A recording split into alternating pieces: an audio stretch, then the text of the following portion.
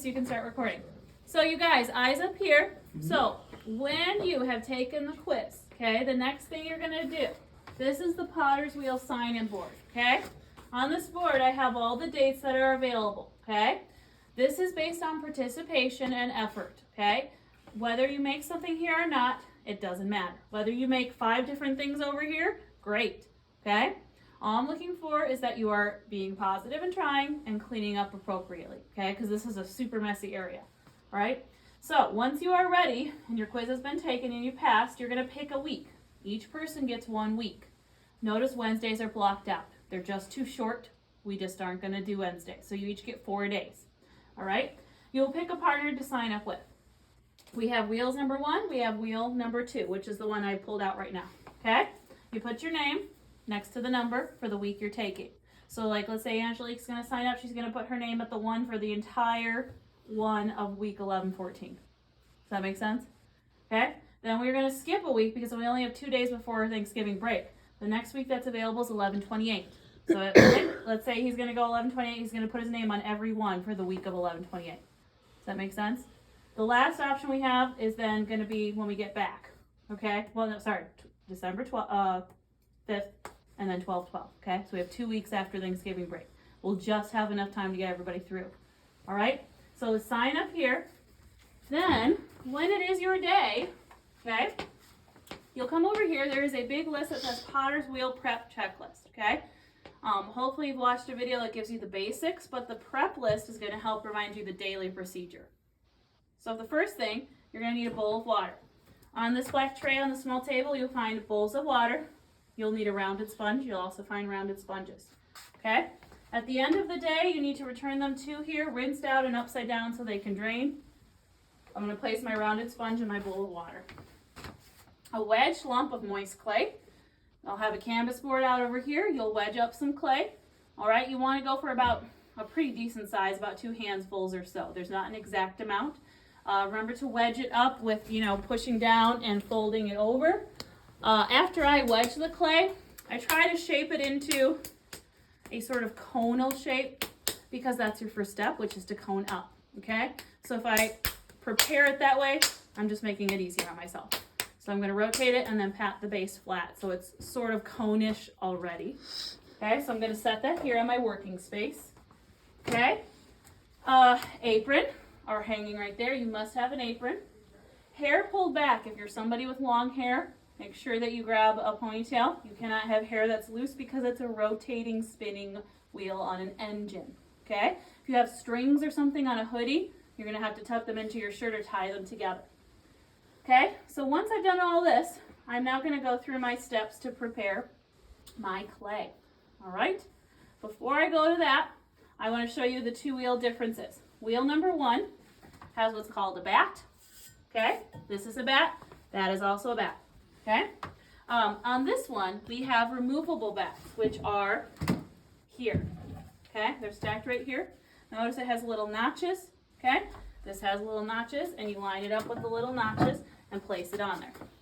Make sure it's lined up with the notches, okay? You'll be sitting like this, facing the red wall when you guys are working on this, okay? Wheel number 1 is also different because it has collars. These are basically the splash kind of sink, okay, to help keep all the clay that you're working with in this area. So if you're at wheel 1, you take the first biggest collar and you're going to slide it under. There's a tiny little shelf here, a little lip, and you're going to slide it under there. You can feel it tucked into the space. This one has 2 holes. There are 2 tabs. You're going to notch and lock it in, okay? So that's how this wheel's a little different. The other way it's different is the way it operates. This one has a gas pedal, all right?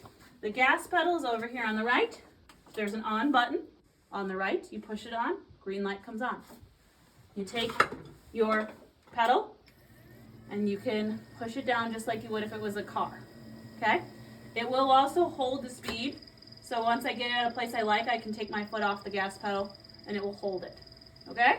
If I want to stop, push all the way down flat, okay? Sometimes I tell people also to turn it off, okay?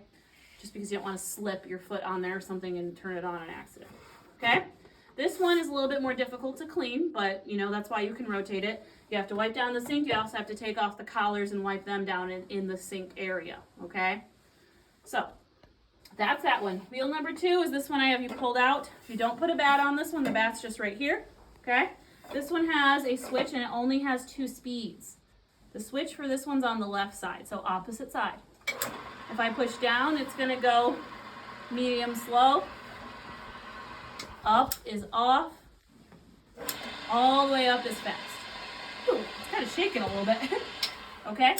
So this one, you'll just wipe everything down, okay, with a sponge and water at the end of the day, and it has a catch that you'll push all the slippy water into. You dump this out in the gray bucket, rinse it, put it back, okay? This one's a little faster cleanup, so maybe you can rotate them, okay? So now that I've gone over the 2 wheel areas, okay? Our list here, we're gonna dampen the wheel. We're gonna slam the chunk onto the center, make sure our hands are wet. Then we turn on the wheel. Do not turn on the wheel until your clay is applied to the wheel, okay? We're gonna support our elbows with our knees. We are gonna lean in to center the clay, okay? Centering is your first step. Right here, when you're facing the red wall, this is our acronym for wheel throwing steps. It's COPS.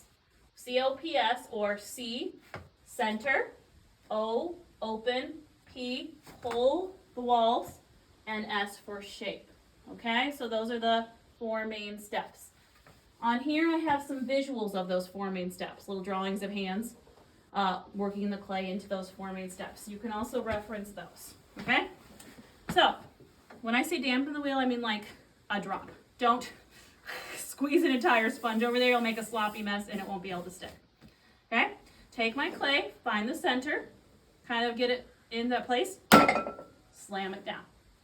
Tug at the clay to make sure that it feels secure, okay? If it slides right off and you tug at it, you need to start over, re-dampen the wheel, re-slam the clay. You need a good seal here, okay?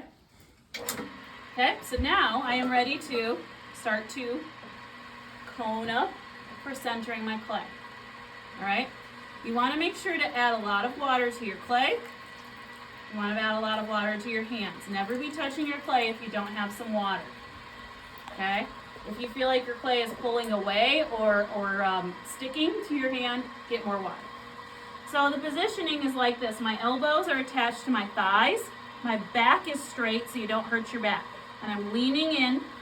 I'm gonna place my left hand at the center of the clay. My right hand cups around the clay, okay? I'm going to push through all the way down through the bottom of my left palm, straight forward, okay? The right hand is just gonna help the clay to pop up. Now I have a lot of clay, so I'll show you how to take some clay off if you think you have too much. Okay? So what I'm doing right now is trying to pop that clay up into the center of my hand to make a cone shape to help to center it. Okay? Now I'm gonna go ahead and stop because that's just way too much clay.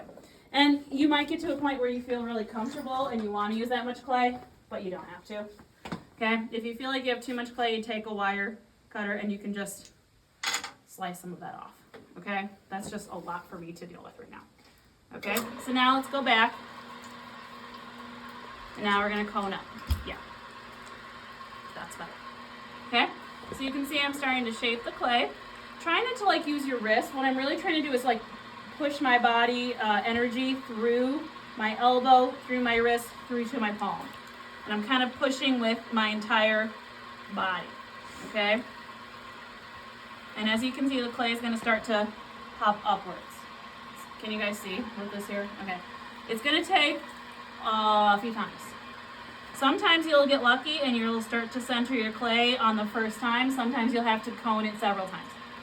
So now as I'm getting my clay a little more balanced, notice I'm keeping my fingers together so that both my hands are working together, but the force is coming from here, okay? This hand's just kind of resting there. Pushing with my left bottom of the palm area, okay? So now what I'm gonna do is cone up, and then I'm gonna compress. You guys should have seen this in the video. Okay, you will get clay on your toes. You can make a butterfly, and you're going to push with the bottom of your thumb muscles. I center this over the cone. You can feel free to use your right or left hand to press down, whatever one you're more comfortable with. So this part of my hand, you can see right here, is over the point of the cone. My other hand is supporting, and what I'm going to do now is lean into my hands. Don't try and push with your wrist muscles, you'll hurt your wrist. So just lean into your hands with your upper body weight.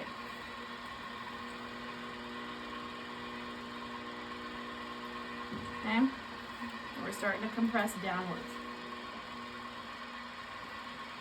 And this clay is a little bit thicker than some clay, a little bit drier than some clay. The more you work it, the more water is absorbed, the more flexible the clay becomes.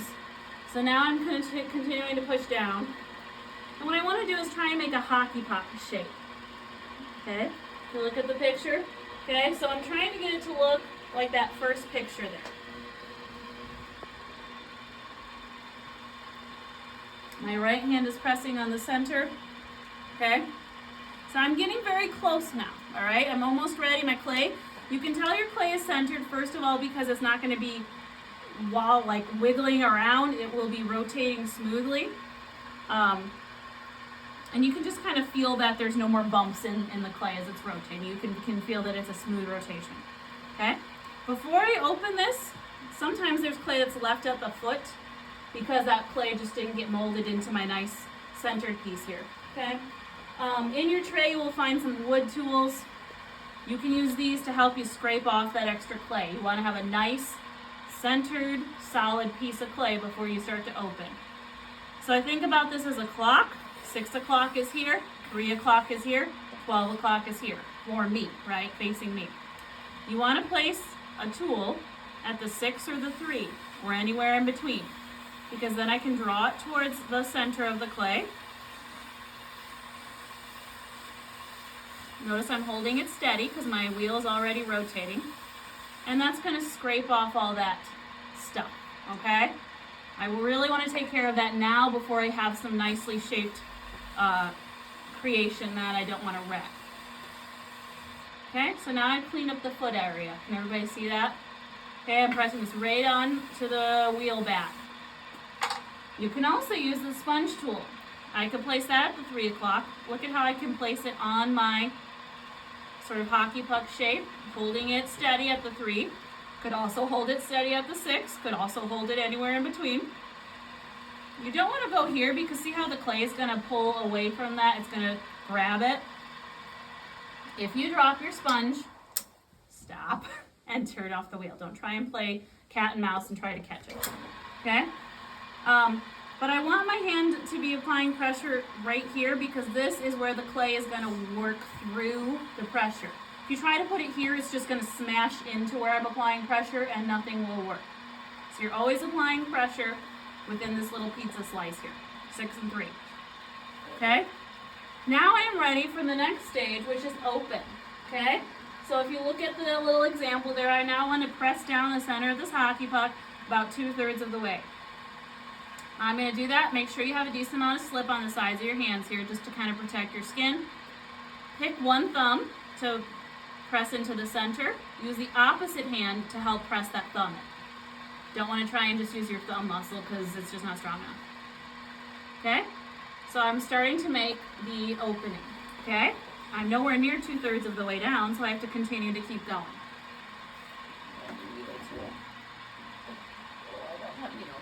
Lila, there's a needle tool on that black tray there. Can you grab that for me? Or there was. Is there not? Yep, that one. Yep, right there.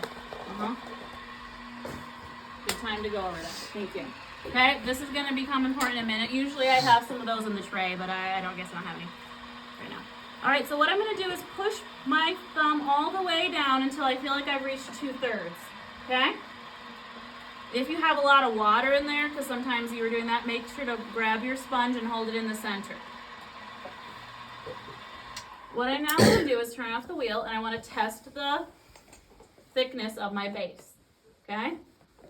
The way to do that is to use this needle tool. Okay? I'm going to press my needle tool through the base. Okay? The hole will buff out, so don't worry about that. Till it touches the bat. Okay?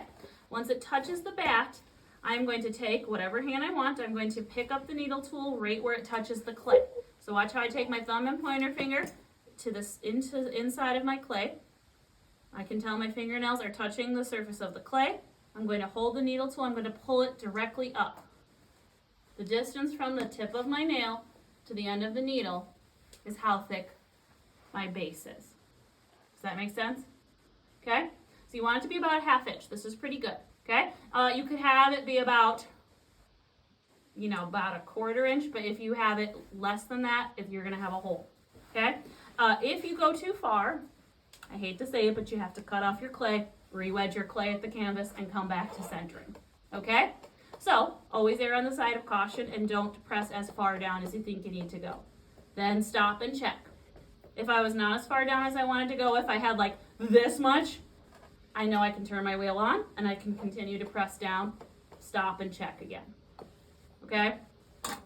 So, now that I know I'm good, I'm going to go to the next thing, which is pull or shape. Okay? This one, first thing I need to do is open the vessel a little bit more so that I can get in there and shape it. Right now it's too small for my hands to be able to do much.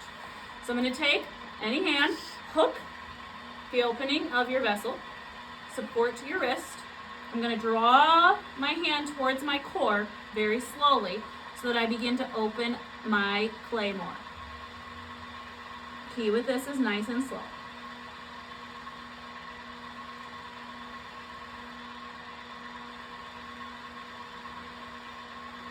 If you notice the bottom of your clay starts to pop up a lot, you can always draw your fingers back forward to press it down, then go back to your hook position and pull it towards your body.